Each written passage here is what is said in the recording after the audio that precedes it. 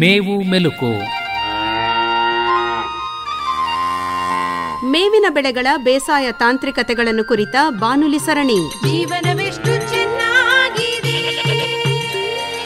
ಕಲ್ಪನೆಗಿಂತಲೂ ಮಿಗಿಲಾಗಿದೆ.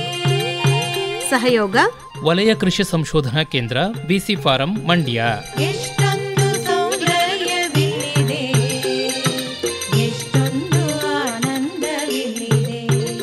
ಕೇಳಿ ಮೇವು ಮೆಲುಕು. ಮೈ ಒಟ್ಟಿ ಕಣ್ತೆರೆದು ಆನಂದಿಸು, ಇದ ಕೊಟ್ಟ ದೇವರಿಗೆ ನೀ ವಂದಿಸು. ರೈತ ಬಾಂಧವರೇ, ಇಂದಿನ ಮೇವು ಮೆಲುಕು ಬಾನುಲಿ ಸರಣಿಯಲ್ಲಿ ಕುರಿ ಹಾಗೂ ಮೇಕೆ ಸಾಕಾಣಿಕೆಯನ್ನು ಕುರಿತು ಕೊಡಗು ಜಿಲ್ಲೆ ಪಶುಪಾಲನಾ ಮತ್ತು ಪಶುವೈದ್ಯಕೀಯ ಸೇವಾ ಇಲಾಖೆಯ ಉಪನಿರ್ದೇಶಕರಾದ ಡಾಕ್ಟರ್ ಸಿಪಿ ತಿಮ್ಮಯ್ಯ ಅವರೊಂದಿಗೆ ಸಂದರ್ಶನವಿದೆ. ಮೈ ಒಟ್ಟಿ ಕಣ್ತೆರೆದು ಆನಂದಿಸು, ಇದ ಕೊಟ್ಟ ದೇವರಿಗೆ ನೀ ವಂದಿಸು. ಡಾಕ್ಟರ್ ತಿಮ್ಮಯ್ಯ ಅವರೇ, ನಮಸ್ಕಾರ. ನಮಸ್ಕಾರ. ತಾವು ಇವತ್ತಿನ ದಿವಸ ಆಡು ಕುರಿ ಸಾಕಾಣಿಕೆ ಮತ್ತು ಅದರ ನಿರ್ವಹಣೆ, ವಿಶೇಷವಾಗಿ ಮೇವಿನ ನಿರ್ವಹಣೆ ಮತ್ತು ಅದಕ್ಕೆ ಬರುವಂತಹ ಕಾಯಿಲೆಗಳನ್ನು ಯಾವ ರೀತಿ ಹತೋಟಿ ಮಾಡಬೇಕು ಮತ್ತು ಹೊಸ ತಾಂತ್ರಿಕತೆಗಳು ಏನಿದೆ ಅದರೆಲ್ಲದರ ಬಗ್ಗೆ ವಿವರವಾಗಿ ಮಾಹಿತಿಯನ್ನು ನೀಡಬೇಕು. ಮೊದಲನೇದು, ಬಹಳ ಜನರ ಮನಸ್ಸಲ್ಲಿ ಒಂದು ಸಂದೇಹ ಇದೆ, ಈ ಆಡು ಕುರಿ ಸಾಕಾಣಿಕೆ ಒಂದು ಹವ್ಯಾಸನ ಅಥವಾ ಕಸುಬ ಅಂತ. ನೋಡಿ, ನಮ್ಮ ದೇಶ ಒಂದು ಕೃಷಿ ಪ್ರಧಾನವಾದ ದೇಶ. ಸೊ ಇಲ್ಲಿ ನಾವು ಹೈನುಗಾರಿಕೆ ಇಲ್ಲದೆ ಕೃಷಿ ಮಾಡಲಿಕ್ಕೆ ಆಗೋದಿಲ್ಲ. ಸೊ ಅದರಿಂದ ಹೈನುಗಾರಿಕೆಯಲ್ಲಿ ಹೇಗೆ ಹಸು ಎಮ್ಮೆ ಸಾಕಾಣಿಕೆ ಮಾಡ್ತೀವೋ ಹಾಗೆ ರೈತನಾದವನು ಆಡು ಕುರಿ ಸಾಕಾಣಿಕೆ ಮಾಡದೆ ಕೃಷಿ ಮಾಡಲಿಕ್ಕೆ ಸಾಧ್ಯ ಇಲ್ಲ.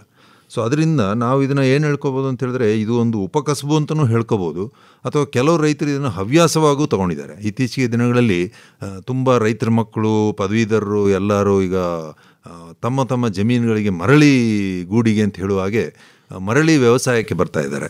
ಅವ್ರಿಗೆ ಈ ಆಡು ಕುರಿ ಸಾಕುವುದು ಒಂದು ಹವ್ಯಾಸವಾಗಿಯೂ ಪರಿಣಮಿಸಿದೆ. ಅಂದರೆ ಹವ್ಯಾಸದ ಜೊತೆಗೆ ಆದಾಯನೂ ಇದೆ, ಆದರೆ ಅವರಿಗೆ ಈ ಪ್ರಾಣಿಗಳ ಜೊತೆ ಒಲವು, ಆಡು ಕುರಿಗಳನ್ನ ಸಾಕಬೇಕು ಅನ್ನೋ ಒಂದು ಹಂಬಲ, ಇದೆಲ್ಲದರಿಂದ ಇರೋದರಿಂದ ಈಗ ಈ ಆಡು ಕುರಿ ಸಾಕಾಣಿಕೆ ಬಹಳ ಪ್ರಚಲಿತವಾಗಿದೆ. ಯಾರು ಕೇಳಿದ್ರು ಡಾಕ್ಟ್ರೆ ಅದನ್ನೇ ಹೇಳ್ತಾರೆ, ಹೌದು, ನಾನು ವಾಪಸ್ ಊರಿಗೆ ಬರ್ತೀನಿ, ಖಂಡಿತ ಮೇಕೆ ಮತ್ತು ಕುರಿ ಸಾಕ್ತೀನಿ ಅಂತ. ಹೌದು, ಈಗ ಸಾಕೋದೇನೋ ಸರಿ, ಆದರೆ ತಳಿಗಳು ಸಾಕಷ್ಟಿದ್ದಾವೆ ಕುರಿಗಳಲ್ಲಿ ಮತ್ತು ಆಡುಗಳಲ್ಲಿ. ಯಾವುದನ್ನು ಸಾಕಬೇಕು, ಯಾಕೆ ಅದನ್ನೇ ಸಾಕಬೇಕು, ಅದರ ಬಗ್ಗೆ ಒಂದಷ್ಟು ಮಾಹಿತಿ. ನೋಡಿ, ರೈತರಿಗೆ ನಾನು ಮುಖ್ಯವಾಗಿ ಏನು ಹೇಳಬೇಕು ಅಂತ ಹೇಳ್ತೀನಿ ಅಂತ ಹೇಳಿದ್ರೆ, ನಾವು ಹವ್ಯಾಸವಾಗಿ ಸಾಕೋರನ್ನ ಬಿಟ್ಬಿಡೋಣ. ಈಗ ನಾವು ಈ ಉಪಕಸಬುವಾಗಿ ಏನು ಸಾಕ್ತಾರೋ ಈ ಕೃಷಿ ಮಾಡುವವರು ಅಥವಾ ರೈತರು, ಅವರಿಗೆ ಈ ಆಡು ಕುರಿ ಸಾಕಾಣಿಕೆ ಒಂದು ATM ಇದ್ದಾಗೆ. ನಾವು ಏನು ATM ಅಂದರೆ ಆಟೋಮೇಟೆಡ್ ಟೆಲ್ಲರ್ ಮಿಷಿನ್ ಅಂತ ಹೇಳ್ತೀವೋ, ಬ್ಯಾಂಕಲ್ಲಿ ಹೋಗಿ ಯಾವಾಗ ಬೇಕು ಹಣ ತಗೊಳ್ಬೋದಲ್ಲ, ಇವತ್ತು ಏನು ಬ್ಯಾಂಕ್ ಟೈಮಿಂಗ್ಸೇ ಬೇಕಿಲ್ಲ. ಅದೇ ರೀತಿ ಆಡು ಕುರಿ ಸಾಕುತ್ತಾ ನಾವು ಕೃಷಿ ಮಾಡ್ತಾ ಇದ್ದರೆ ನಮಗೆ ಇದೊಂದು ATM ಇದ್ದಾಗೆ. ಯಾಕೆಂತ ಹೇಳಿದ್ರೆ ರೈತರಿಗೆ ಯಾವಾಗ ಹಣದ ಅವಶ್ಯಕತೆ ಇರುತ್ತೆ ಅಂತ ಹೇಳಲಿಕ್ಕಾಗಲ್ಲ. ಇದ್ದಕ್ಕಿದ್ದಂಗೆ ಮಳೆ ಬಿದ್ದುಬಿಡುತ್ತೆ, ಗೊಬ್ಬರ ಹಾಕಬೇಕು ಅನ್ನೋದ್ರ ಹಣ ಇರೋದಿಲ್ಲ. ಸೊ ಅದರಿಂದ ಅವನಿಗೆ ತಕ್ಷಣ ಬ್ಯಾಂಕಿಗೆ ಹೋಗಿ ಹಣ ತಗೊಳ್ಬೇಕು ಅಂತ ಹೇಳಿದ್ರೆ ಬ್ಯಾಂಕಲ್ಲಿ ಹಣ ಇರಬೇಕಲ್ಲ. ಸೊ ಅದರಿಂದ ಮನೆಯಲ್ಲೇ ಇರುವಂಥ ಒಂದು ಹಣ ಅಂತ ಹೇಳಿದ್ರೆ ATM ನಮ್ಮ ಆಡು ಕುರಿಗಳು. ತಕ್ಷಣ ಅವನು ಒಂದು 2 ಆಡು 2 ಕುರಿಗಳನ್ನ ಮಾರಾಟ ಮಾಡಿದ್ರೆ ಅವನಿಗೆ ಆ ವ್ಯವಸಾಯದ ಖರ್ಚಿಗಿರುವಂಥ ಹಣ ಬಂದೇ ಬರ್ತದೆ. ಇದು ಒಂದು ಬಹಳ ಒಂದು ಸಹಾಯ ಆಗುವಂಥ, ಕೃಷಿಗೆ ಬೆನ್ನೆಲುಬಾಗಿ ನಿಂತಿರುವಂಥ ಒಂದು ಉಪಕಸಬು ಅಂತ ಹೇಳಿದ್ರೆ ತಪ್ಪಾಗಲಾರದು. ಯಾಕೆಂದರೆ ನಮಗೆ ಹಸುನಲ್ಲೂ ಇಷ್ಟೊಂದು ಹಣ ಒಂದೇ ದಿವಸ ಬರೋಲ್ಲ. ಇವತ್ತೊಂದು ಆಡು ಅಥವಾ ಒಂದು ಕುರಿ ಮಾರಿದ್ರೆ ರೈತನಿಗೆ 10,000 ರಿಂದ 20,000 ಬಂದ್ಬಿಡತ್ತೆ. ಸೊ 10,000 ರಿಂದ 20,000 ಒಂದು ಹಸುನಲ್ಲಿ ಅವನಿಗೆ ಒಂದೇ ದಿವಸದಲ್ಲಿ ಎನ್ಕ್ಯಾಶ್ ಮಾಡಲಿಕ್ಕೆ ಆಗೋದಿಲ್ಲ. ಸೊ ಅದರಿಂದ ನಾವು ಇದನ್ನು ATM ಅಂತಲೇ ಕರಿತೀವಿ. ಅದ್ರ ಜೊತೆಗೆ ಇನ್ನು ಕೆಲವು ಉತ್ತಮ ಒಂದು ಉದಾಹರಣೆ ಅಂತ ಹೇಳಿದ್ರೆ ವಾಕಿಂಗ್ ರೆಫ್ರಿಜರೇಟರ್ ಅಂತಲೂ ಹೇಳ್ತೀವಿ, ಮುಖ್ಯವಾಗಿ ಆಡುಗಳನ್ನ. ಯಾಕೆಂತ ಹೇಳಿದ್ರೆ ನಿಮಗೆಲ್ಲ ಗೊತ್ತು, ಈ ಹಾಲಿನ ಮಹತ್ವ ಇವತ್ತು ನಮ್ಮ ಮಕ್ಕಳನ್ನ ಸಾಕಲಿಕ್ಕೆ ಅಥವಾ ಈ ವಯಸ್ಸಾದವರು, ಕಾಯಿಲೆ ಹಿಡ್ದಿರೋರು, ಅವರಿಗೆಲ್ಲ ಹಾಲಿನ ಅವಶ್ಯಕತೆ ಭಾಳ ಇದೆ. ಆದರೆ ನಮ್ಮ ಹಳ್ಳಿಗಳಲ್ಲಿ ಇವತ್ತು ಈ ಸಿಟಿಗಳಲ್ಲಿ ಸಿಗುವ ಹಾಗೆ ಹಾಲಿನ ಬೂತ್ ಎಲ್ಲ ಕಡೆ ಸಿಗೋದಿಲ್ಲ. ಸೊ ಇದು ವಾಕಿಂಗ್ ರೆಫ್ರಿಜರೇಷನ್. ಯಾಕಂತ ಹೇಳಿದ್ರೆ ಹಳ್ಳಿಗಳಲ್ಲಿ ಕರೆಂಟ್ ಇರೋದಿಲ್ಲ, ನೀವು ಹಾಲಿಟ್ಟರೆ ಕೆಟ್ಟೋಗುತ್ತೆ. ಸೊ ಆಡುಗಳು ಮನೆಯಲ್ಲಿದ್ದರೆ ಯಾವಾಗ ಬೇಕು ಹಾಲು ಕರ್ಕೊಳ್ಬೋದು. ಸೊ ಅದರಿಂದ ನಾವು ಇದನ್ನು ವಾಕಿಂಗ್ ರೆಫ್ರಿಜರೇಟರ್ ಅಂತಲೂ ಹೇಳ್ತೀವಿ. ಅಂದರೆ ಯಾವಾಗ ಬೇಕು ನೀವು ಹಾಲನ್ನ ಹಿಂಡ್ಕೋಬೋದು.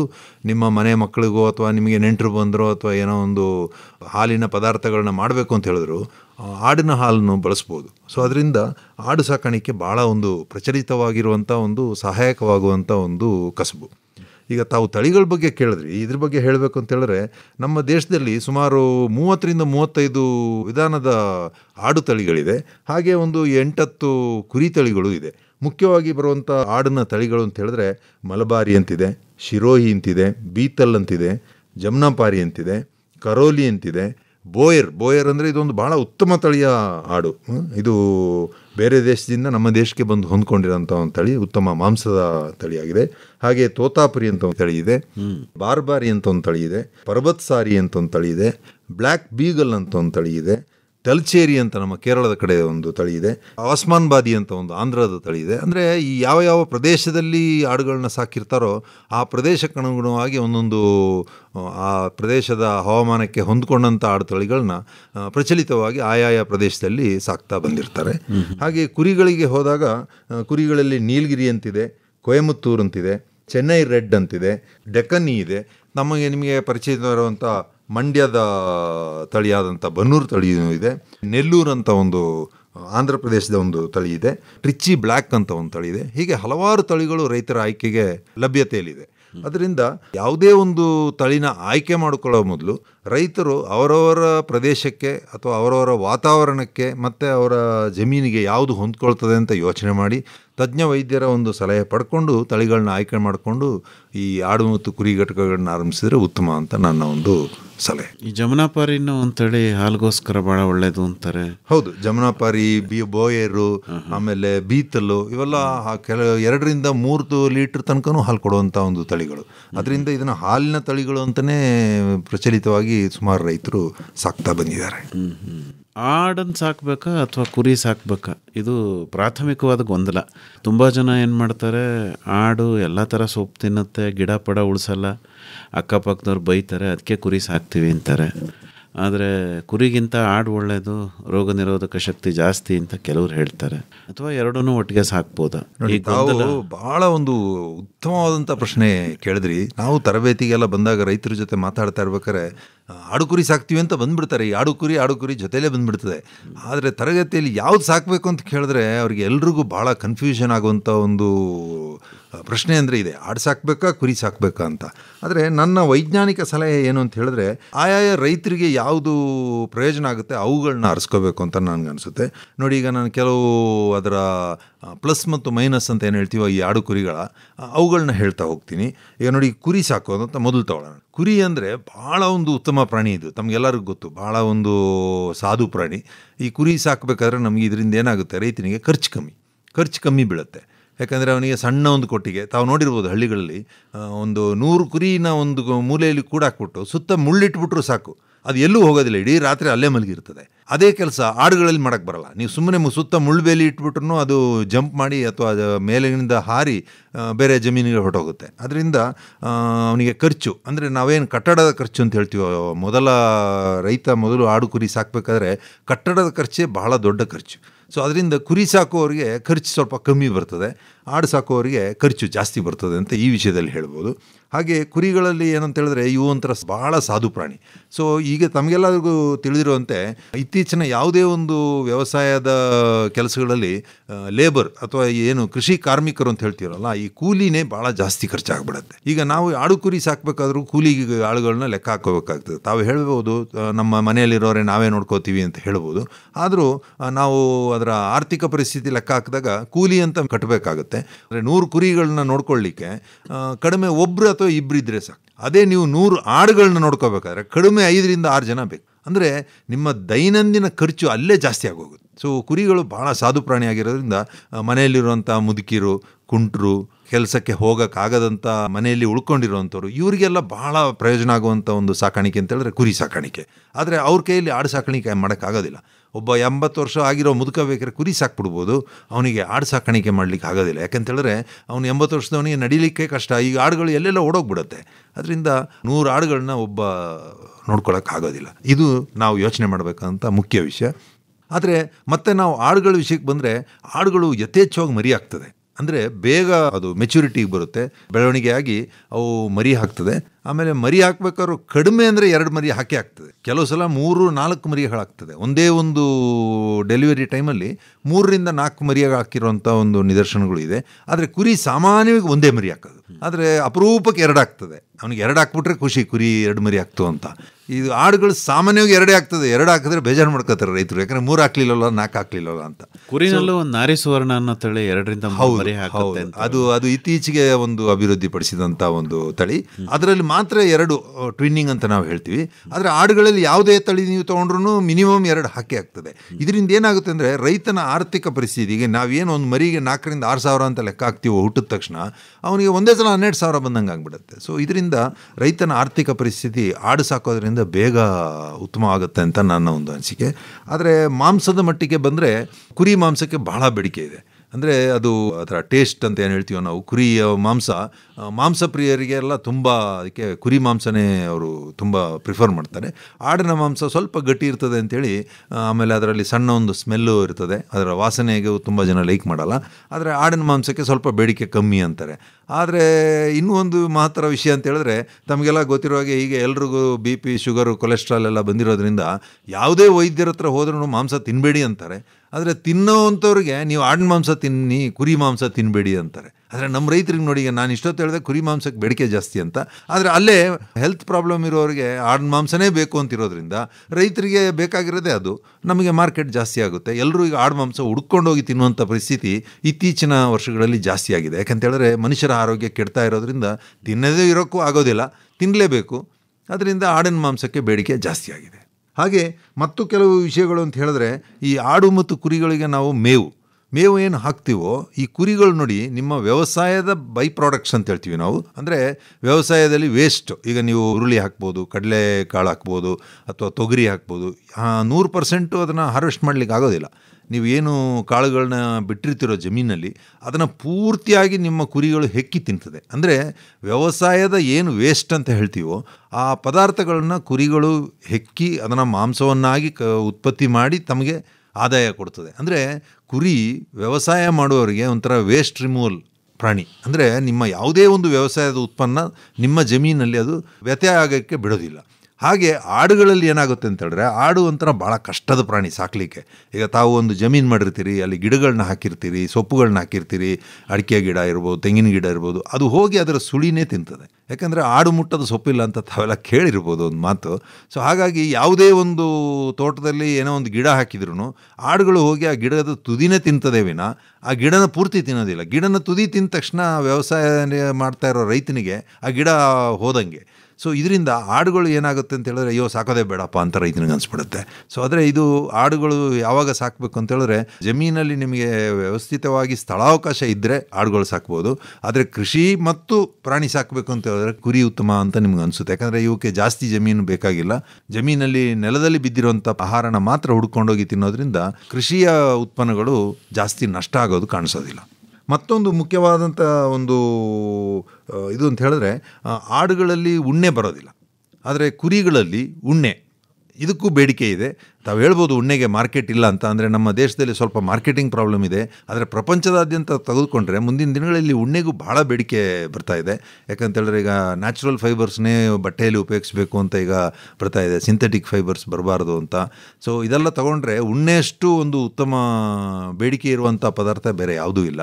ಅದರಿಂದ ಕುರಿ ಸಾಕೋರಿಗೆ ಉಣ್ಣೆಯಲ್ಲೂ ಉತ್ಪಾದನೆ ಜಾಸ್ತಿ ಆಗ್ತದೆ. ಸೊ ಅದು ಒಂದು ಎಕ್ಸ್ಟ್ರಾ ಆದಾಯ ಅಂತ ನನ್ನ ಒಂದು ಅನಿಸಿಕೆ. ಡಾಕ್ಟ್ರೇ, ಮುಂಚೆ ಎಲ್ಲ ಆಡು ಮತ್ತು ಕುರಿಗಳು ವ್ಯವಸಾಯದ ಒಂದು ಭಾಗ ಆಗಿಬಿಟ್ಟಿತ್ತು. ಈಗ ಹಸುಗಳಿಗೆ ಕೊಟ್ಟಿಗೆ ಮಾಡಿದರೆ ಕೊಟ್ಟಿಗೆ ಮೂಲೆಯಲ್ಲಿ ಎಲ್ಲ ಆಡುಗಳು ಮತ್ತು ಕುರಿಗಳು ಇರೋವು. ಆದರೆ ಇವತ್ತು ಹಾಗಿಲ್ಲ. ಆಡು ಮತ್ತು ಕುರಿನೇ ವಿಶೇಷವಾಗಿ ಸಾಕಬೇಕು ಅಂತ ಒಂದಷ್ಟು ಜನ ಮುಂದೆ ಬಂದು ನಾನಾ ಬಗೆಯ ಕೊಟ್ಟಿಗೆಗಳನ್ನು, ಮನೆಗಳನ್ನು ಅದಕ್ಕೆ ನಿರ್ಮಾಣ ಮಾಡ್ತಾ ಇದ್ದಾರೆ. Stall fed sheep and goat farming ಇವತ್ತಿನ ಹಾಟ್ ಕೇಕ್ ಅಂತ ಹೇಳ್ತಾರಲ್ಲ, ಆ ಥರ. ಹಾಗಾಗಿ ಮನೆ ಅಥವಾ ಕೊಟ್ಟಿಗೆ ರೋಪ ಹೇಗಿರಬೇಕು ಅಂತೀರಿ? ನೋಡಿ, ನನ್ನ ಒಂದು ಸಲಹೆ ಏನು ಅಂತ ಹೇಳಿದ್ರೆ, ಕಡಿಮೆ ಆದಾಯ ಸಣ್ಣ ಜಮೀನಿರೋ ರೈತರು ಈ ಕೊಟ್ಟಿಗೆಗೆ ಅತಿಯಾಗಿ ಖರ್ಚು ಮಾಡಲಿಕ್ಕೆ ಹೋಗಬಾರ್ದು ಅಂತ ನಾನು ಅಂದ್ಕೊಳ್ತೀನಿ. ಅತಿಯಾಗಿ ಹಣ, ಜಮೀನು ಎಲ್ಲರೂ ಇರುವವರು ಏನು ಹವ್ಯಾಸ ರೀತಿಯಲ್ಲಿ ಆಡುಕುರಿ ಸಾಕ್ತಾರೋ ಅವರು ಉತ್ತಮ ಕಟ್ಟಡ ನಿರ್ಮಾಣ ಮಾಡಿಕೊಂಡ್ರೆ ಭಾಳ ಒಳ್ಳೆಯದೇ. ಆದರೆ ಈ ನಾವೇನು ಮಾರ್ಜಿನಲ್ ಫಾರ್ಮರ್ಸು ಅಥವಾ ಪುವರ್ ಫಾರ್ಮರ್ಸ್ ಅಂತ ಏನು ಹೇಳ್ತೀವೋ, ಸಣ್ಣ ರೈತರು, ಸಣ್ಣ ಹಿಡುವಳಿದಾರರು, ಅವರು ಕಟ್ಟಡಕ್ಕಾಗಿ ಜಾಸ್ತಿ ಖರ್ಚು ಮಾಡಿದ್ರೆ ಆ ಆಡು ಮತ್ತು ಕುರಿ ಸಾಕಾಣಿಕೆ ಮಾಡಿ ನಮಗೆ ಆದಾಯ ಗಳಿಸಲಿಕ್ಕೆ ಬಹಳ ಸಮಯ ತಗೊಳ್ತದೆ. ಅದರಿಂದ ನನ್ನ ಸಲಹೆ ಏನಂದರೆ, ಇರೋ ಕೊಟ್ಟಿಗೆ ಅಥವಾ ಇರೋ ಒಂದು ಸಣ್ಣ ವ್ಯವಸ್ಥೆಯಲ್ಲೇ ಆಡು ಮತ್ತು ಕುರಿಗಳಿಗೆ ಸೂಕ್ತವಾದಂಥ ಒಂದು ನೆಲ ಹೊಂದಿಕೆ, ಹಾಸಿಗೆ ಮತ್ತು ಸುತ್ತ ಗೋಡೆ. ಅಂದರೆ ಇತ್ತೀಚಿನ ದಿನಗಳಲ್ಲಿ ತಮಗೆಲ್ಲ ಗೊತ್ತು, ಯಾವ ಊರಲ್ಲಿ ನೋಡಿದ್ರು ಚಿರತೆ ಕಾಟ, ನಾಯಿಗಳ ಕಾಟ ಇವುಗಳ ಜಾಸ್ತಿ ಇದೆ. ಅದರಿಂದ ನೀವು 50-100 ಆಡು ಸಾಕಬೇಕಾದ್ರೂ ಒಂದೇ ವ್ಯವಸ್ಥೆ ಮಾಡ್ಕೋಬೇಕು, 10 ಆಡು ಕುರಿ ಸಾಕಬೇಕಾದ್ರೂ ಒಂದೇ ವ್ಯವಸ್ಥೆ ಮಾಡ್ಕೋಬೇಕು. ಅಂದರೆ ಬೇರೆ ಪ್ರಾಣಿಗಳಿಂದ, ಹಾಗೆ ಕಳ್ಳರಿಂದ, ಎಲ್ಲರಿಂದ ನಾವು ನಮ್ಮ ಆಡು ಕುರಿಗಳನ್ನ ರಕ್ಷಿಸ್ಕೋಬೇಕಾಗುತ್ತೆ. ಅದರಿಂದ ಒಂದು ಉತ್ತಮವಾದಂಥ ಒಂದು ಕಟ್ಟಡನ ಕಟ್ಕೋಬೇಕು. ಆದರೆ ಆಯಾಯ ರೈತರು ಅವರವರ ಸಾಮರ್ಥ್ಯದ ಅನುಸಾರ ಕಟ್ಕೋಬೇಕ ವಿನ ಯಥೇಚ್ಛವಾಗಿ ಕಟ್ಟಡಕ್ಕೆ ತಮ್ಮ ಹಣವನ್ನು ವ್ಯಯ ಮಾಡೋದು ನನಗೇನೋ ಸೂಕ್ತ ಅಂತ ಅನಿಸೋದಿಲ್ಲ. ಆದರೆ ತಾವು ಹೇಳಿದ್ದು ನಿಜ. ಈಗ ಕೇಜ್ ಸಿಸ್ಟಮಲ್ಲೇ ಈಗ ಸಾಕ್ತಾ ಇದ್ದಾರೆ ಆಡು ಕುರಿಗಳನ್ನ. ಯಾಕೆಂತ ಹೇಳಿದ್ರೆ ಇದರಲ್ಲಿ ಏನಾಗುತ್ತೆ ಅಂತ ಹೇಳಿದ್ರೆ ಕೆಲಸಗಾರರ ಇದು ಕಡಿಮೆ ಆಗ್ತದೆ. ಕೆಲಸಗಾರರು ದಿನ ಸಗಣಿ ತೆಗೆಯೋದಾಗಲಿ, ತೊಳೆಯೋದಾಗಲಿ, ಏನು ಪಂಜರ ಪದ್ಧತಿ ಅಂತ ನಾವು ಏನು ಹೇಳ್ತೀವೋ, ಕೋಳಿ ಸಾಕಾಣಿಕೆ ಮಾಡುವ ರೀತಿಯಲ್ಲೇ ಆಡು ಮತ್ತು ಕುರಿಗಳನ್ನ ಈಗ ಪಂಜರ ವ್ಯವಸ್ಥೆಯಲ್ಲಿ ಸಾಕ್ತಾ ಇದ್ದಾರೆ. ಅಂದರೆ ಅದರ ಹಿಕ್ಕೆ ಮತ್ತು ಗಂಜಳ ಏನಿರ್ತದೋ ಅದೆಲ್ಲ ಕೆಳಗೆ ಬೀಳೋದ್ರಿಂದ ಆಡು ಮತ್ತು ಕುರಿಗಳು ಭಾಳ ಸ್ವಚ್ಛವಾಗಿರ್ತದೆ. ಇದರಿಂದ ಕಾಯಿಲೆಗಳನ್ನ ವಿಶೇಷವಾಗಿ ತಡೆಗಟ್ಕೋಬೋದು ನಾವು. ಆಮೇಲೆ ನಿರ್ವಹಣೆ ಖರ್ಚು ಭಾಳ ಕಡಿಮೆ ಆಗ್ತದೆ. ಆಟೋಮೇಷನ್ ಅಂತ ಹೇಳ್ತೀವಿ ನಾವು. ಈಗ ಯಾಂತ್ರೀಕರಣನ ಇಂಥ ಬಿಲ್ಡಿಂಗ್ಗಳಿಗೆ ನಾವು ಅಳವಡಿಸ್ಕೋಬೋದು. ಯಾಕಂದರೆ ಹೈಟೆಕ್ ಅಂತ ತಾವು ಏನು ಹೇಳಿದ್ರು, ಹೊಸ ಬಿಲ್ಡಿಂಗ್ಗಳು ಕಟ್ತಾ ಇದ್ದಾರೆ ಅಂತ ಹೇಳಿದ್ರೆ ಮಲ್ಟಿ ಸ್ಟೋರಿ ಬಿಲ್ಡಿಂಗ್ಗಳಲ್ಲಿ ಆಡು ಕುರಿಗಳನ್ನ ಸಾಕ್ತಾ ಇದ್ದಾರೆ. ಸೊ ಇದಕ್ಕೆ ಖರ್ಚುಗಳು ಭಾಳ ತಗಲುತ್ತೆ.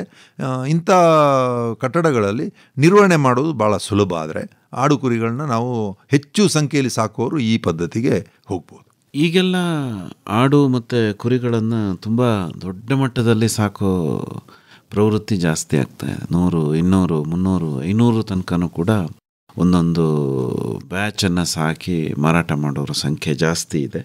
ಅಂಥ ಸಂದರ್ಭದಲ್ಲಿ ಆ ಜಾನುವಾರುಗಳಿಗೆ ಅವರು ಮೇವನ್ನು ಕೊಡಲೇಬೇಕಾಗತ್ತೆ. ಮುಂಚೆ ಎಲ್ಲೋ ತಿನ್ಕೊಳ್ಳೋವು ಬರೋವು ಅನ್ನೋ ಲೆಕ್ಕಕ್ಕಾಗಲ್ಲ. ಈಗ ಅದನ್ನು ಸಮತೋಲಿತವಾದಂತಹ ಮೇವನ್ನು ಕೊಡಬೇಕು. ಮತ್ತು ಇವಕ್ಕಾಗೇ ಮೇವಿನ ಉತ್ಪಾದನೆಗೆ ಒಂದಷ್ಟು ಯೋಜನೆಗಳನ್ನು ಕೂಡ ಹಾಕೋಬೇಕಾಗತ್ತೆ. ಸೊ ಯಾವ ರೀತಿ ಮೇವಿನ ನಿರ್ವಹಣೆ ಮಾಡಬೇಕು, ತಿಂಡಿ ಏನೇನು ಕೊಡ್ಬೋದು ಅವಕ್ಕೆ, ಹೇಗೆ? ನೋಡಿ, ನಮ್ಮ ದೇಶ ಮಾಂಸಾಹಾರಕರ ಸಂಖ್ಯೆ ಜಾಸ್ತಿ ಆಗ್ತಾ ಇದೆ. ದಿನೇ ಮಾಂಸ ತಿನ್ನೋರು ಹೆಚ್ಚಾಗ್ತಾರೆ ವಿನ ಕಡಿಮೆ ಅಂತೂ ಆಗ್ತಾ ಇಲ್ಲ. ಸೊ ಅದರಿಂದ ಏನಾಗ್ತಾ ಇದೆ ಅಂತ ಹೇಳಿದ್ರೆ ಮಾಂಸಕ್ಕೆ ಬೇಡಿಕೆ ಜಾಸ್ತಿ ಆಗ್ತಾ ಇದೆ. ಇದು ನಮಗೆ ಒಳ್ಳೆಯದೇ, ನಮಗೆ ಅಂದರೆ ರೈತರಿಗೆ ಭಾಳ ಒಳ್ಳೆಯದೇ. ಮಾಂಸ ತಿನ್ನೋರು ಹೆಚ್ಚಾದ ಹಾಗೆ ನಮ್ಮ ಆಡು ಮತ್ತು ಕುರಿ ಉತ್ಪನ್ನಗಳಿಗೆ ಬೇಡಿಕೆ ಜಾಸ್ತಿ ಆಗ್ತದೆ. ಇವತ್ತು ತಾವು ನೋಡಿ, ಯಾವುದೇ ಒಂದು ಹಳ್ಳಿಗಳಲ್ಲಾಗಲಿ ಅಥವಾ ಪಟ್ಟಣಗಳಲ್ಲಾಗಲಿ ಮಾಂಸದ ಅಂಗಡಿ ಅಂತೂ ಹುಡ್ಕೊಂಡು ಹೋಗೋದೇ ಬೇಡ, ಅಷ್ಟೊಂದು ಮಾಂಸದ ಅಂಗಡಿ ಇದ್ದೇ ಇರ್ತದೆ.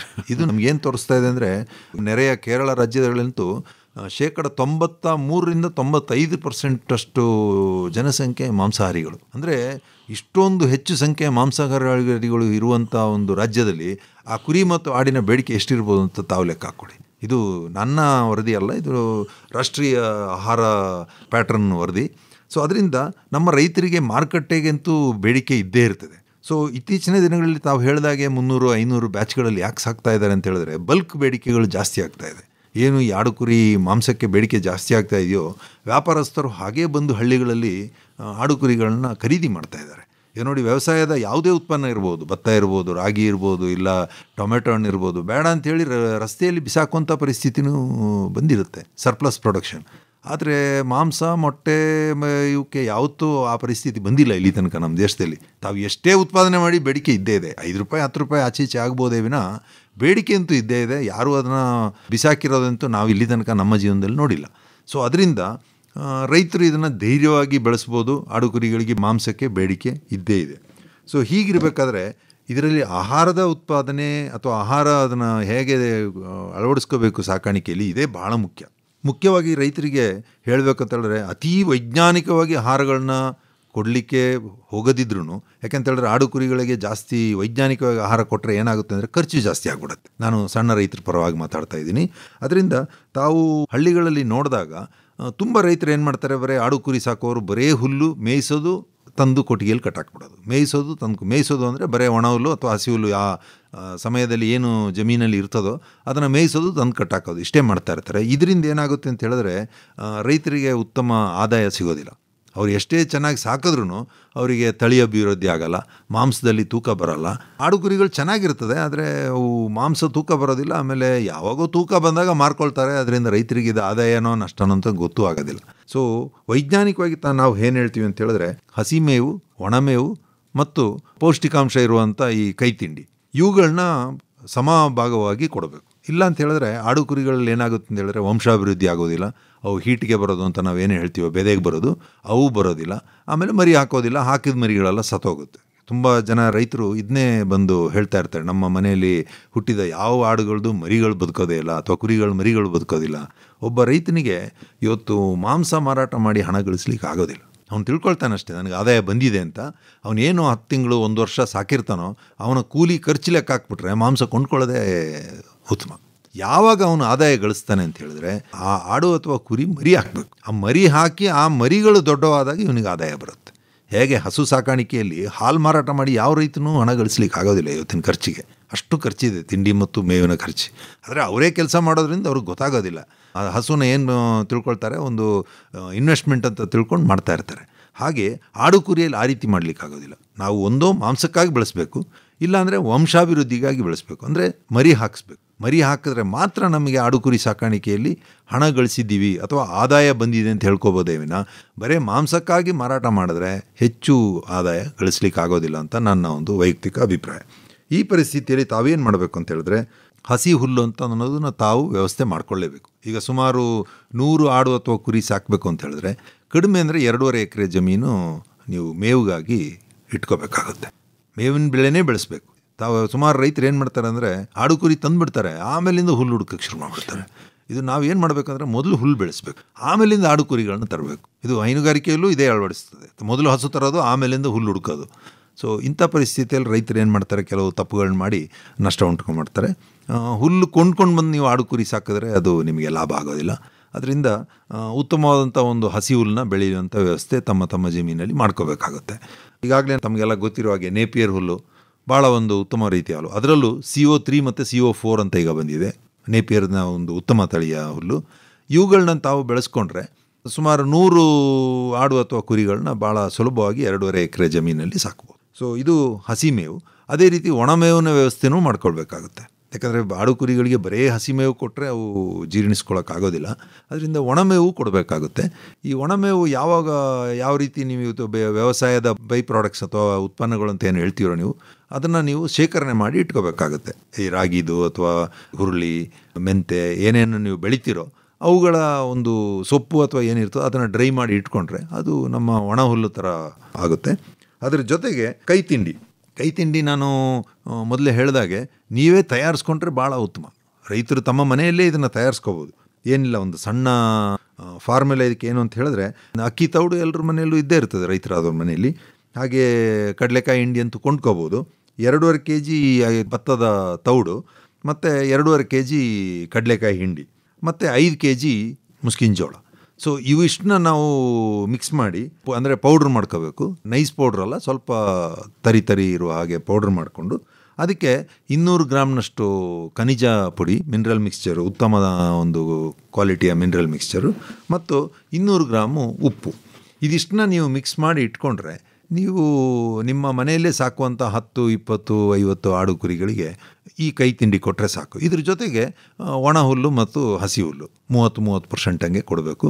ಹಸಿ ಹುಲ್ಲು ಸ್ವಲ್ಪ ಜಾಸ್ತಿ, ಒಣ ಹುಲ್ಲು ಸ್ವಲ್ಪ ಕಡಿಮೆ. ಯಾಕಂದರೆ ಯಾರೂ ತೂಕ ಹಾಕಿ ಕೊಡಲಿಕ್ಕೆ ಆಗೋದಿಲ್ಲ ರೈತರ ಕೈಯಲ್ಲಿ. ಅದರಿಂದ ಹಸಿ ಹುಲ್ಲು ಸ್ವಲ್ಪ, ಒಣ ಹುಲ್ಲು ಸ್ವಲ್ಪ, ಇಷ್ಟು ಕೈ ತಿಂಡಿ ಇಷ್ಟು ಕೊಟ್ಟರೆ ಸಾಮಾನ್ಯವಾಗಿ ನಮ್ಮ ಆಡು ಕುರಿಗಳಿಗೆ ಯಥೇಚ್ಛವಾಗಿ ಎಲ್ಲ ಪೌಷ್ಟಿಕಾಂಶಗಳು ಸಿಗುತ್ತೆ. ಡಾಕ್ಟ್ರೆ, ಈಗಾಗಲೇ ತಾವು ಪ್ರಸ್ತಾಪ ಮಾಡಿದ್ರಿ ಆಡು ಕುರಿ ಸಾಕಾಣಿಕೆಯಲ್ಲಿ ಮಾಂಸದಿಂದ ಅಷ್ಟೊಂದು ಆದಾಯ ಬರಲ್ಲ, ಆದರೆ ಮರಿಗಳು ಹಾಕಬೇಕು, ಅದರಿಂದ ಆದಾಯ ಅಂತ. ಈಗ ರೈತರು ಎರಡನೇ ಪ್ರಶ್ನೆ ಕೇಳೋದು, ತಳಿಗಾಗಿ ನಾನು ಆಡು ಕುರಿ ಸಾಕಬೇಕಾ, ಅಂದರೆ ತಳಿ ಸಂವರ್ಧನೆಗಾಗಿ ನಾನು ಮಾಡಬೇಕಾ ಅಥವಾ ಮಾಂಸಕ್ಕಾಗಿ ಮಾಡಬೇಕಾ ಅಂತ. ಕೆಲವೊಂದಷ್ಟು ಜನ ರೈತರು ಇನ್ನೂ ಒಂದು ಹೆಜ್ಜೆ ಮುಂದೆ ಹೋಗಿ ಬರೀ ಗಂಡನ್ನು ಮಾತ್ರ ಸಾಕ್ತಾರೆ. ಅಂದರೆ ಒಂದು 6 ತಿಂಗಳು ಚೆನ್ನಾಗಿ ಸಾಕ್ಬಿಟ್ಟು ಅದನ್ನು ನೇರವಾಗಿ ಮಾರಾಟ ಮಾಡೋದ್ರ ಬಗ್ಗೆನೂ ಕೂಡ ಆಲೋಚನೆ ಮಾಡ್ತಾರೆ. ಸೊ ಮಾಂಸನ ತಳಿನ ಹೇಗೆ? ನನ್ನ ಒಂದು ಸ್ವಂತ ಅಭಿಪ್ರಾಯ ಇದರಲ್ಲಿ ಏನಂತ ಹೇಳಿದ್ರೆ, ಈ ಮೂರೂ ಮಾಡೋದ್ರಲ್ಲಿ ತಪ್ಪೇನಿಲ್ಲ. ಆದರೆ ಆಯಾ ರೈತರು ಅವರವರ ಸೌಲಭ್ಯಗಳನ್ನ ಯೋಚನೆ ಮಾಡಬೇಕಾಗುತ್ತೆ. ಈಗ ಕಡಿಮೆ ಸಾಕ್ತೀನಿ ಅಂತ ಹೇಳೋರು ತಾವು ಹೇಳಿದಾಗೆ ಗಂಡು ಕುರಿಗಳನ್ನೇ ಅಥವಾ ಗಂಡು ಮರಿಗಳನ್ನೇ ಸಾಕ್ಬೋದು, ನಿಜ. ಅದೇನಂತ ಹೇಳಿದ್ರೆ ಫ್ಯಾನ್ಸಿ ಪ್ರೈಸು. ಅದೇನು ಅಂತೇಳಿ ಈಗ ನಿಮಗೆ ಗೊತ್ತು, ಯಾವಾಗ ಬಕ್ರೀದು, ರಂಜಾನು ಈ ಥರ ಕೆಲವು ಹಬ್ಬಗಳಿಗೆ ಫ್ಯಾನ್ಸಿ ಪ್ರೈಸ್ ಕೊಡ್ತಾರೆ. ಒಂದು ಗಂಡು ಮರಿಗೆ 20,000ದಿಂದ 50,000 ತನಕನೂ ವ್ಯಾಪಾರ ಆಗಿರೋದು ತಾವು ನೋಡಿದ್ದೀರಿ, ಪೇಪರ್ಗಳಲ್ಲಿ ಬರುತ್ತೆ, ಪತ್ರಿಕೆಗಳಲ್ಲಿ. ಅಂದರೆ ಅದಕ್ಕೆ ನಿಜವಾದ ಮಾರ್ಕೆಟ್ ಅಷ್ಟು ಇರೋದಿಲ್ಲ. ಆದರೆ ಆ ಹಬ್ಬದ ಒಂದು ಖುಷಿಯಲ್ಲಿ ನಮ್ಮ ಬಾಂಧವರು ಏನು ಮಾಡ್ತಾರೆ, ಯಾವುದೇ ಉತ್ತಮ ಒಂದು ಟಗರು ಸಿಕ್ತು ಅಂತ ಹೇಳಿದ್ರೆ ಅದಕ್ಕೆ ಎಷ್ಟು ದುಡ್ಡಾದರೂ ಪರವಾಗಿಲ್ಲ, ನಾನು ತಗೊಳ್ಳೇಬೇಕು ಅಂತ ಹೇಳಿ ಕೊಂಡ್ಕೊಳ್ತಾರೆ. ಇದು ನಮ್ಮ ರೈತರಿಗೆ ಬಹಳ ಒಂದು ಆದಾಯ. ಆದರೆ ವರ್ಷ ಇಡೀ ನಾವು ಇದೇ ಆದಾಯನ ನಾವು ಎಕ್ಸ್ಪೆಕ್ಟ್ ಮಾಡೋಕ್ಕಾಗೋದಿಲ್ಲ. ಯಾಕಂದರೆ ಹಬ್ಬಗಳ ಹಿಂದಿನ ದಿವಸ ಅಥವಾ ಒಂದು ವಾರ ಮಾತ್ರ ಈ ವ್ಯಾಪಾರ ಇರುತ್ತೆ ವಿನ ವರ್ಷ ಇಡೀ ಈ ರೀತಿ ವ್ಯಾಪಾರ ಆಗೋದಿಲ್ಲ. ಅದರಿಂದ ನನ್ನ ಒಂದು ಸಲಹೆ ಏನು ಅಂತ ಹೇಳಿದ್ರೆ, ರೈತರು ಹೆಚ್ಚು ತಳಿ ಸಂವರ್ಧನೆಗೆ ಒತ್ತು ಕೊಡಬೇಕಾಗುತ್ತೆ. ಇದೇನು ಅಂತ ಹೇಳಿದ್ರೆ, ನೀವು ಕುದುರೆ ಜೂಜಾಡಿದ್ರೂ ಹಣ ಬರುತ್ತೆ, ಆದರೆ ದಿನ ಕುದುರೆ ಜೂಜಾಡೋಕ್ಕಾಗೋದಿಲ್ಲ. ಅದರಿಂದ ತಳಿ ಸಂವರ್ಧನೆ ಮಾಡೋದು ಉತ್ತಮ. ಅದರಲ್ಲಿ ಬೇಕಿರೋ ಒಂದು 8-10 ಟಗರುಗಳನ್ನ ತಾವು ಇದಕ್ಕೆ ಬಳಸ್ಕೋಬೋದು. ಅದಕ್ಕೂ ಉತ್ತಮ ಬೇಡಿಕೆ ಇದೆ ಅಂತ ತಾವು ಹೇಳಿದ್ದು ನಿಜನೇ. ತಳಿ ಸಂವರ್ಧನೆಗೆ ಹೆಚ್ಚು ಒತ್ತು ಕೊಡಬೇಕು. ಮಾಂಸಕ್ಕಿಂತ ಹೆಚ್ಚು ಒತ್ತು ತಳಿ ಸಂವರ್ಧನೆಗೆ ಕೊಟ್ಟರೆ ರೈತರು ನಿಜವಾಗೂ ಇದರಲ್ಲಿ ಹಣ ಗಳಿಸ್ಬೋದು ಅಂತ ನನ್ನ ಒಂದು ಸ್ವಂತ ಅಭಿಪ್ರಾಯ. ಇನ್ನೂ ಆಡು ಮತ್ತು ಕುರಿಗಳಿಗೆ ಏನೆಲ್ಲ ಲಸಿಕೆಗಳನ್ನು ಹಾಕಿಸ್ಬೇಕು, ಏನು ಕಾಯಿಲೆಗಳು ಬರ್ತವೆ, ಯಾವ ತರಹ ನಿರ್ವಹಣೆ ಮಾಡಬೇಕು ಅಂತ ಹೇಳ್ತೀರಿ? ನೋಡಿ, ಆಡು ಮತ್ತು ಕುರಿ ಸಾಕೋದೇನೋ ಭಾಳ ಸುಲಭ, ಆದರೆ ರೈತರಿಗೆ ಹೆಚ್ಚು ಕಂಟಕವಾಗಿ ಬರುವುದೇ ಈ ಕಾಯಿಲೆಗಳು ಬಂದರೆ ಒಂದರಿಂದ ಒಂದು ಬಂದುಬಿಡುತ್ತೆ. ಅದರಿಂದ ನಾನು ರೈತರಿಗೆ ಏನು ಸಲಹೆ ನೀಡಲಿಕ್ಕೆ ಇಷ್ಟಪಡ್ತೀನಿ ಅಂತ ಹೇಳಿದ್ರೆ, ಕೆಲವು ಸಾಮಾನ್ಯವಾಗಿ ಈಗ ನಮ್ಮ ಕರ್ನಾಟಕದ ಮಟ್ಟಿಗೆ ಹೇಳಬೇಕಾದ್ರೆ ಕೆಲವು ಕಾಯಿಲೆಗಳಿದೆ. ಆ ಕಾಯಿಲೆಗೆ ವೈದ್ಯರ ಸಲಹೆ ಮೇರೆಗೆ ಲಸಿಕೆಗಳನ್ನ ಆಗಿಂದಾಗೆ, ಅಂದರೆ ಕಾಲಕ್ಕೆ ತಕ್ಕಂತೆ ನೀವು ಲಸಿಕೆ ಹಾಕ್ಸ್ಬಿಡ್ಬೇಕು. ಆವಾಗ ಕಾಯಿಲೆಗಳಿಂದ ಆಲ್ಮೋಸ್ಟ್ 90% ನಾವು ತಡೆಗಟ್ಕೋಬೋದು. ಇದು ಸಾಯಲಿಕ್ಕೆ ಶುರು ಆಗಿಬಿಟ್ರೆ ನಾವು ಟ್ರೀಟ್ಮೆಂಟಲ್ಲಿ ಬದುಕಿಸ್ಲಿಕ್ಕೆ ಆಗಲ್ಲ. ಹಸು ಸಾಕಾಣಿಕೆಯಲ್ಲಿ ಏನಾಗುತ್ತೆ ಅಂತ ಹೇಳಿದ್ರೆ, ಒಂದು ಹಸುಗೆ ಹುಷಾರಿಲ್ಲ ಅಂದರೆ ಡಾಕ್ಟ್ರ್ ಕರ್ಕೊಬಂದು ರೈತರು ಟ್ರೀಟ್ಮೆಂಟ್ ಮಾಡಿ ಬಚಾವ್ ಮಾಡಿಸ್ಕೋತಾರೆ. ಆದರೆ ಆಡು ಕುರಿಗಳಲ್ಲಿ ಹೇಗೆ ಅಂತ ಹೇಳಿದ್ರೆ, ನೀವು ಒಂದಕ್ಕೆ ಟ್ರೀಟ್ಮೆಂಟ್ ಮಾಡ್ತಾ ಇದ್ದಾಗೆ ಇನ್ನೊಂದು 3-4 ಆಡುಗಳು ಅಥವಾ ಕುರಿಗಳು ಕಾಯಿಲೆ ಬಿದ್ದೋಗಿರುತ್ತೆ. ಯಾಕಂದರೆ ಇವು ಗುಂಪಿನಲ್ಲಿ ವಾಸಿಸುವಂಥ ಪ್ರಾಣಿಗಳಾಗಿರೋದ್ರಿಂದ ಯಾವುದೇ ಬ್ಯಾಕ್ಟೀರಿಯಾಗಳಾಗಲಿ ವೈರಾಣುಗಳಾಗಲಿ ಒಂದಕ್ಕೆ ಬಂದರೆ ಎಲ್ಲದಕ್ಕೂ ಬರುತ್ತೆ. ಕೋಳಿ ಸಾಕಾಣಿಕೆಯಲ್ಲಿ ಯಾವ ರೀತಿ ರೈತರು ಕಷ್ಟ ಅನುಭವಿಸ್ತಾರೋ ಅದೇ ರೀತಿ ಆಡು ಕುರಿಗಳಲ್ಲೂ ಅಷ್ಟೇ, ಒಂದಕ್ಕೆ ಬಂದರೆ ಕಾಯಿಲೆಗಳು ಎಲ್ಲದಕ್ಕೆ ಬರೋದರಿಂದ ಲಸಿಕಾ ಕಾರ್ಯಕ್ರಮಗಳನ್ನ ಭಾಳ ಅಚ್ಚುಕಟ್ಟಾಗಿ ನಿರ್ವಹಣೆ ಮಾಡಬೇಕಾಗುತ್ತೆ. ಇದರಲ್ಲಿ ನಾನು ಒತ್ತು ಕೊಡುವುದೇನು ಅಂತ ಹೇಳಿದ್ರೆ, ಕಾಲುಬಾಯಿ ಜ್ವರದ ವಿರುದ್ಧ ಲಸಿಕೆ. ಈಗಾಗಲೇ ರೈತರಿಗೆಲ್ಲ ಗೊತ್ತು, ಕಾಲುಬಾಯಿ ಮತ್ತು PPR ಕಾಯಿಲೆ ಅಂತ 2 ಕಾಯಿಲೆ ಇದೆ. ಇದೆರಡು ಕಾಯಿಲೆಗಳಿಗೆ ಸರ್ಕಾರದ ವತಿಯಿಂದನೂ ಉಚಿತವಾಗಿ ಮನೆ ಬಾಗಿಲಿಗೆ ಬಂದು ಲಸಿಕೆಗಳನ್ನ ಹಾಕ್ಕೊಡ್ತಾ ಇದ್ದಾರೆ. ಕಾಲುಬಾಯಿ ಜ್ವರಕ್ಕೆ ಪ್ರತಿ 6 ತಿಂಗಳಿಗೆ ಒಂದು ಸಲ ಲಸಿಕೆ ಹಾಕಬೇಕು. ಹಾಗೆ PPR ಕಾಯಿಲೆಗೆ ವರ್ಷಕ್ಕೊಮ್ಮೆ ಲಸಿಕೆ ಹಾಕಿಸ್ಬೇಕು.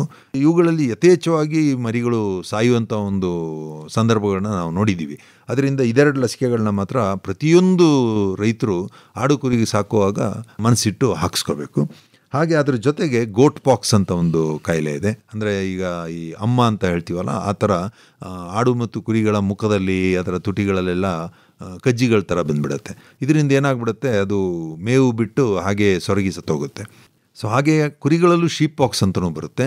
ಆದರೆ ಇದು ಎರಡೂ ಕುರಿ ಮತ್ತು ಆಡಿಗೆ ಎರಡಕ್ಕೂ ಸೇರಿ ನಾವು ಗೋಟ್ ಪಾಕ್ಸ್ ಅನ್ನೋ ಒಂದು ಲಸಿಕೆಯನ್ನೇ ಯಥೇಚ್ಛವಾಗಿ ಬಳಸ್ತೀವಿ. ಯಾಕಂದರೆ ಗೋಟ್ ಪಾಕ್ಸ್ ಲಸಿಕೆಯಿಂದ ಕುರಿಗಳಿಗೂ ಪ್ರೊಟೆಕ್ಷನ್ ಬರುತ್ತೆ, ಆದರೆ ಕುರಿ ಲಸಿಕೆಯಿಂದ ಗೋಟ್ಗೆ ಅಥವಾ ಆಡುಗಳಿಗೆ ಪ್ರೊಟೆಕ್ಷನ್ ಬರೋದಿಲ್ಲ. ಸೊ ಗೋಟ್ ಪಾಕ್ಸ್ ಲಸಿಕೆಯನ್ನು ನಾವು ಆಡುಗಳಲ್ಲಿ ಸಿಡುಬು ರೋಗ ಅಂತ ಹೇಳ್ತೀವಿ ಇದಕ್ಕೆ.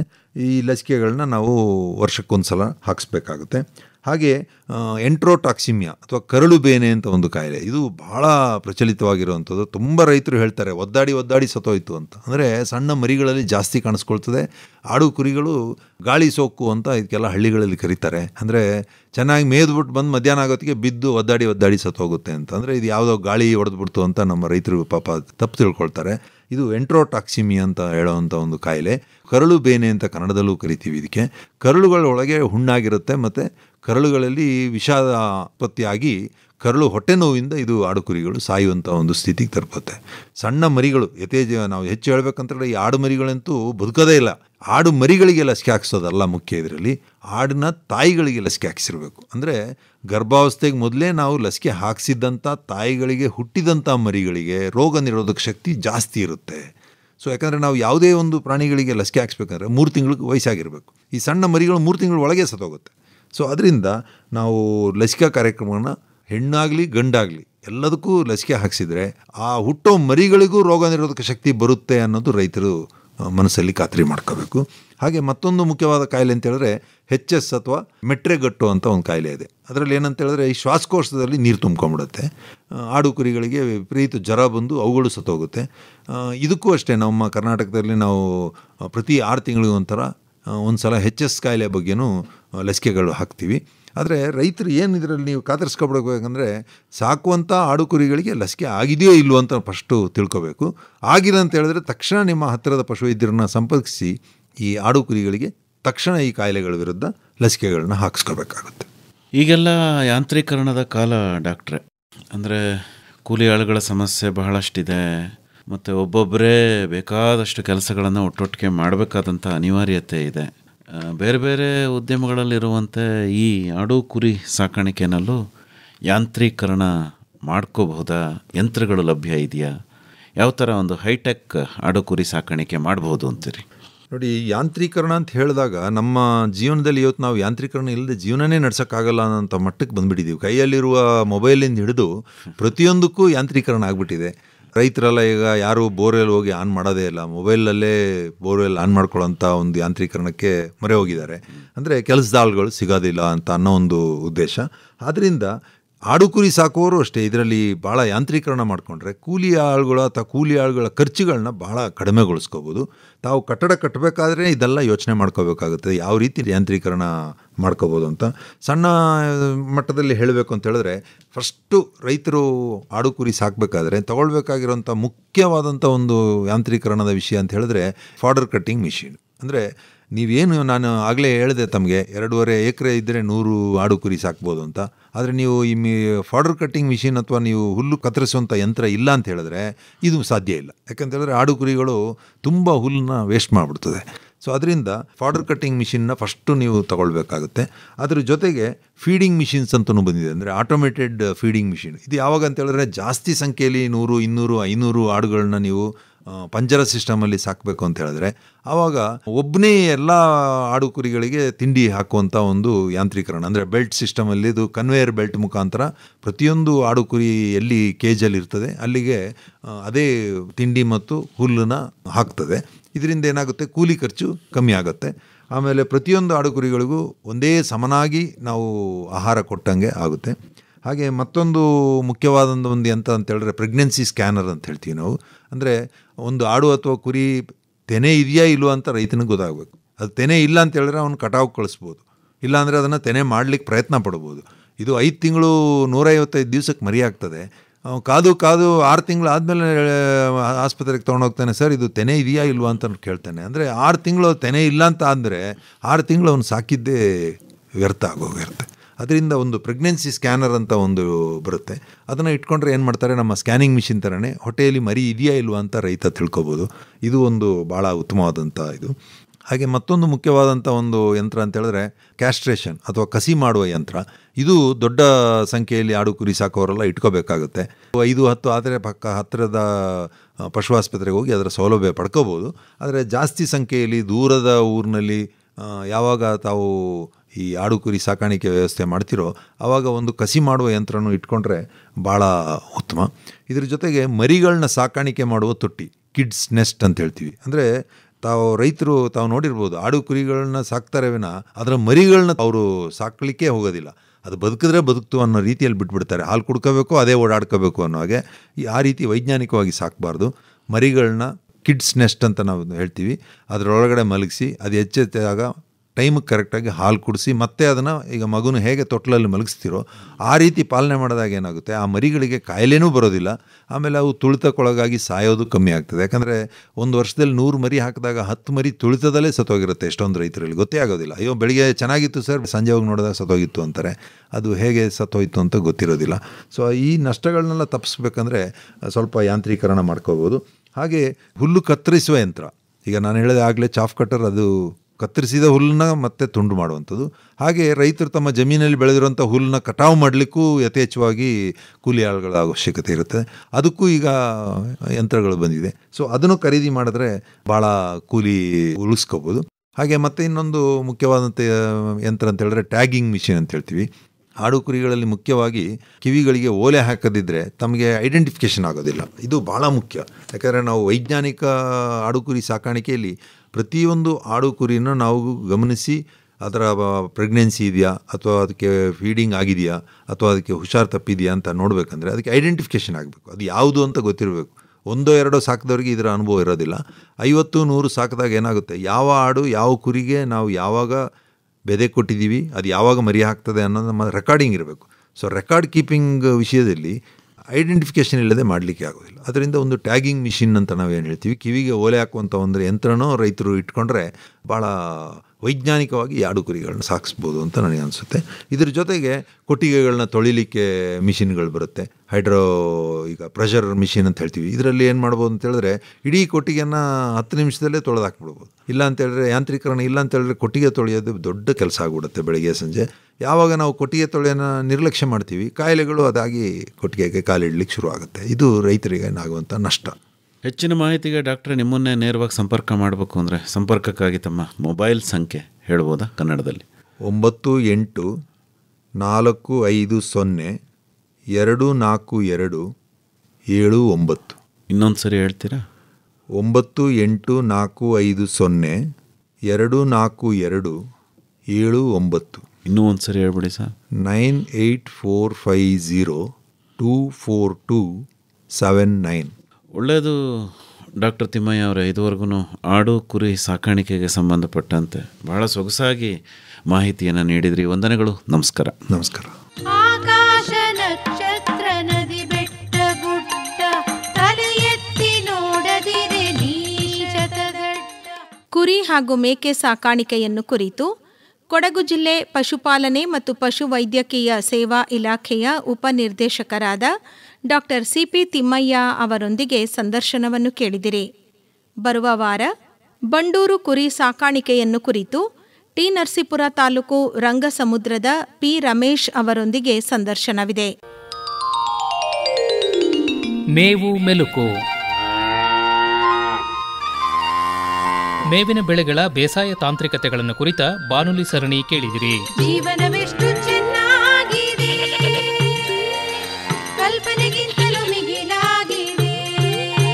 ಸಹಯೋಗ ವಲಯ ಕೃಷಿ ಸಂಶೋಧನಾ ಕೇಂದ್ರ ವಿಸಿ ಫಾರಂ ಮಂಡ್ಯ.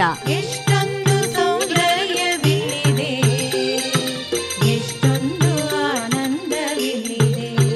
ಸಂಕಲನ ಆರ್ ಲೋಕೇಶ್ವರಿ. ನಿರ್ಮಾಣ ಎನ್ ಕೇಶವಮೂರ್ತಿ. ಮೈ ಒಟ್ಟಿ